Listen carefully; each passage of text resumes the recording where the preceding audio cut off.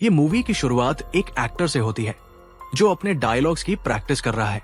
इस मूवी में वो एक प्रीस्ट का रोल कर रहा है और इस मूवी में उसे एक बच्ची का एक्सॉर्सिज्म करना है। यहाँ स्क्रिप्ट में कुछ होली वर्स थे जो वो पढ़ रहा था। जैसे ही वो ये वर्स पढ़ता है, अचानक सेट की लाइट्स फ्लिकर होने लगती है और जिस कमरे में वो खड़ा था वहां तेज हवा आ जाती है और अचानक से एक हिडन पावर उस एक्टर पर हमला करके उसे मार देती है।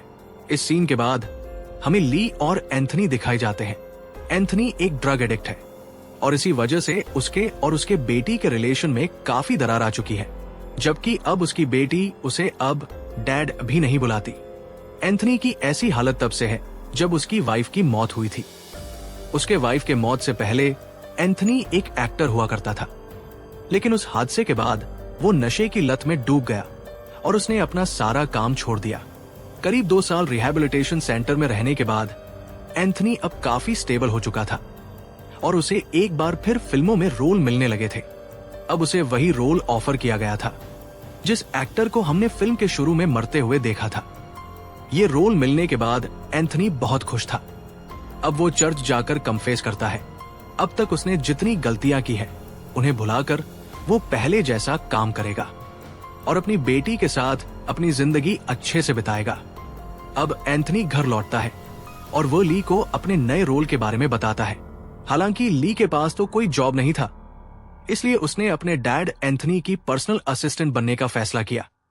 अब नेक्स्ट सीन में शूटिंग शुरू होती है और ली अपने डैड के साथ शूटिंग के सेट पर पहुंचती है। अब शूटिंग के पहले ही दिन उसकी फिल्म की लीड एक्ट्रेस ब्लेक से भी अच्छी दोस्ती हो जाती है। अब ब्लेक उसे मूवी का पूरा सेट दिखाती है। सेट पर उन्हें 2 रोबोट्स दिखाई देते हैं और अब ली की नजर एक रोबोट पर जाती है। तभी उस रोबोट की आंखें अजीब तरीके से स्पार्क करने लगती है। खैर, शूटिंग अब शुरू होती है और एंथनी शूटिंग से पहले सेट पर मौजूद एक प्रीस्ट के साथ अपने कैरेक्टर के बारे में कुछ डिस्कशन करता है। जब ये लोग बाइबल के कुछ वर्स के बारे में बात कर रहे थे, तभी अचानक एंथनी के नाक से खून बहने लगता है, लेकिन एंथनी इसे नजरअंदाज करता है। अब शूटिंग सेट पर आज के सारे सीन अच्छे से कवर हो जाते हैं। अब ली और एंथनी घर लौट आते हैं। आधी रात को जब ली अपना फोन इस्तेमाल कर रही थी तो अचानक उसे अपने लॉन्च से किसी अजीब चीज के खड़कने की आवाज सुनाई देती है। जब वो चेक करने जाती है तो देखती है कि दूसरे कमरे का दरवाजा अपने आप लॉक हो चुका था। तभी उसके किचन का नल किसी ने खोल दिया था। जैसे ही ली किचन में जाकर नल बंद करती है, उसे लॉक खुलने की आवाज सुनाई देती है। वो देखती है कि दरवाजा जो पहले लॉक था वो अब खुल चुका था, लेकिन अंदर तो कोई नहीं था। वो इन सब चीजों को इग्नोर करते हुए अपने कमरे में जाने ही वाली थी, लेकिन तभी उसे एंथनी कॉरिडोर में कुछ बड़बड़ाते हुए नजर आता है। ली उसे पकड़कर झकझोर देती है। अब एंथनी घबराकर होश में आ जाता है। अगले दिन जब एंथनी शूटिंग के लिए जाता है और डायलॉग प्रैक्टिस कर रहा होता है, लेकिन आज वो ठीक से अपने डायलॉग नहीं बोल पा रहा था। इसलिए अब डायरेक्टर गुस्से में आकर उसे कहता है कि तुम्हारी जिंदगी में जो भी बुरी चीजें हुई हैं, उन्हें याद करो। शायद तब तुम अपने दुखी एक्सप्रेशन अच्छे से दे पाओगे। और इसी बीच हमें एंथनी के बचपन का एक फ्लैशबैक दिखाया जाता है। जब एंथनी कॉन्वेंट में रहा करता था तो वहां के फादर्स बच्चों के साथ बदसलूकी करते थे। खैर, एंथनी फिर से अपने डायलॉग्स की प्रैक्टिस करने लगता है। इस बार जैसे ही उसने डायलॉग्स वाले पेपर्स खोले तो पेपर के अंदर डिमेंस की ड्राइंग्स बनी हुई थी और उस पर लिखा था, एंथनी, इस बार तुम्हें मुझसे कोई नहीं बचा सकता।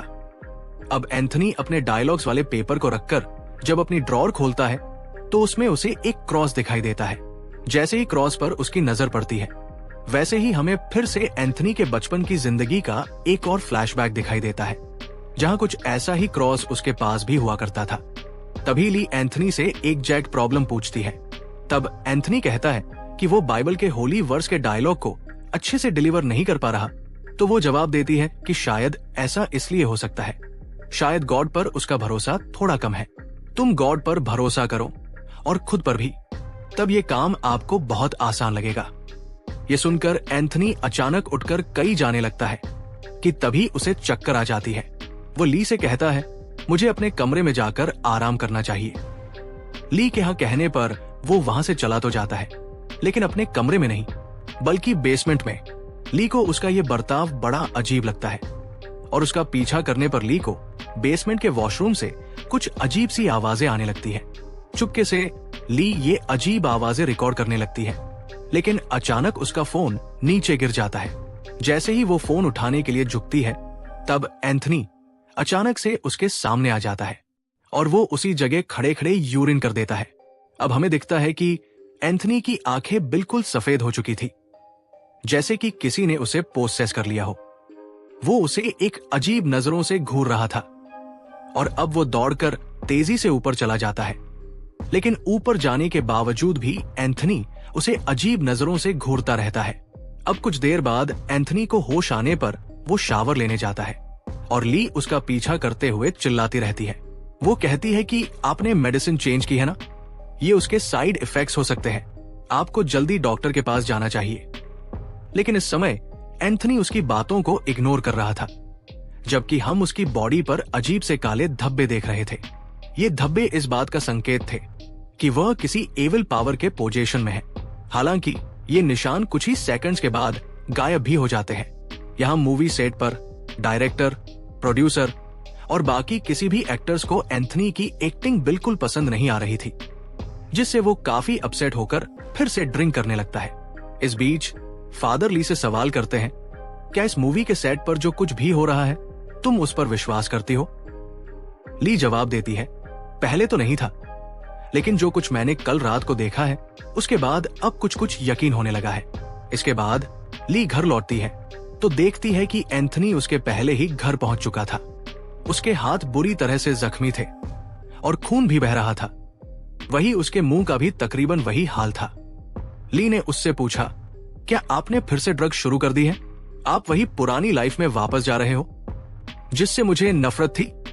ये सुनकर एंथनी गुस्से से पागल हो गया और अब वो इतनी जोर से चिल्लाया कि कमरे में रखी सभी चीजें टूट फूट गई।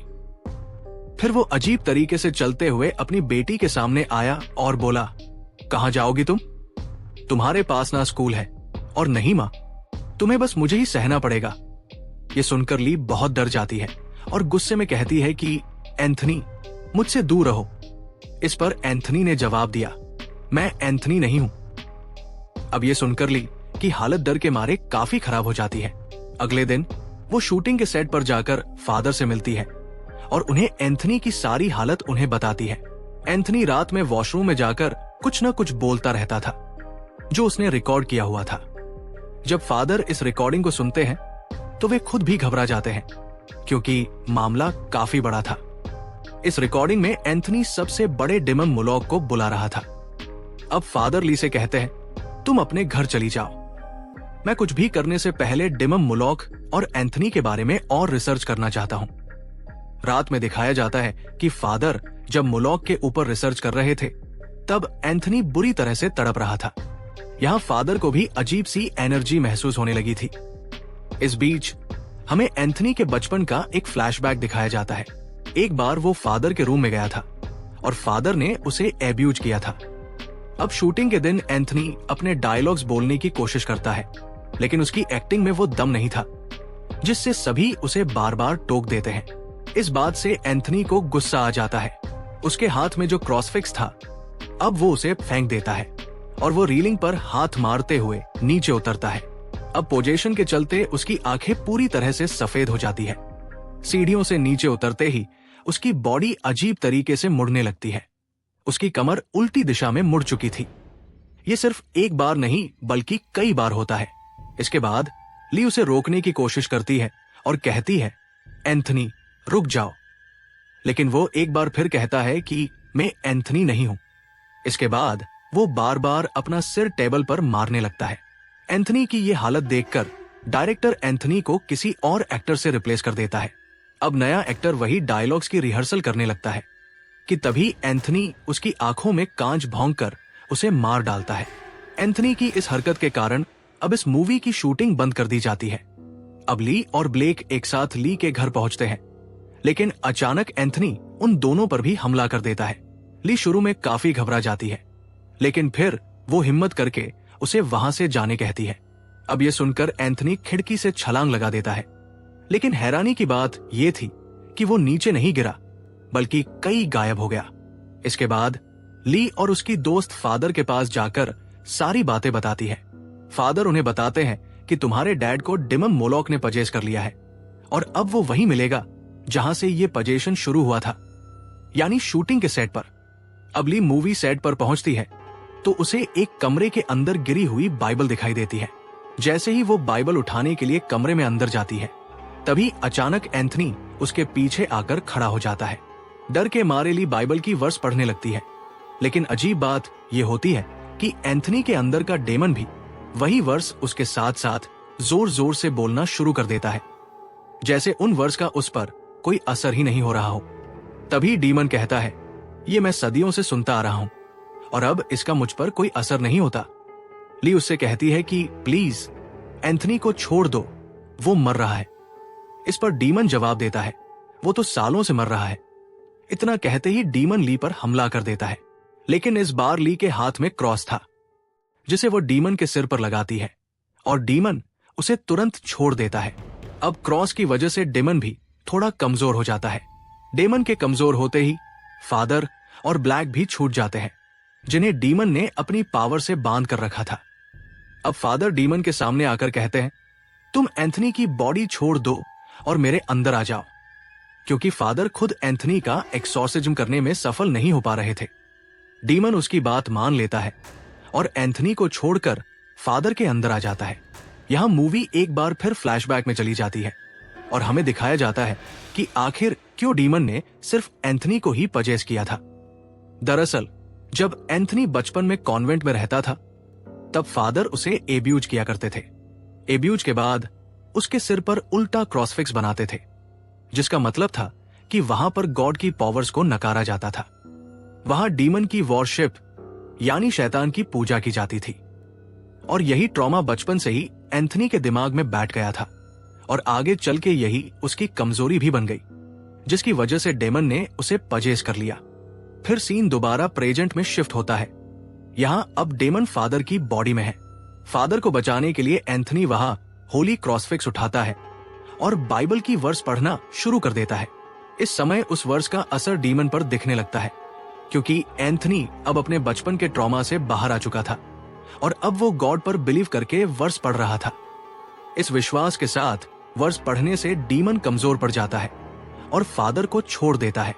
कहानी के आखिरी सीन में एंथनी और ली को दिखाया जाता है, जो अब अपनी जिंदगी नॉर्मल तरीके से बिता रहे हैं। एंथनी अब रोज चर्च जाने लगा था, जबकि ली अपने साथ हुए इस पूरे वाकये की कहानी लिख रही थी और वो इस पर एक फिल्म बनाना चाहती थी और ये कहानी खत्म हो जाती है।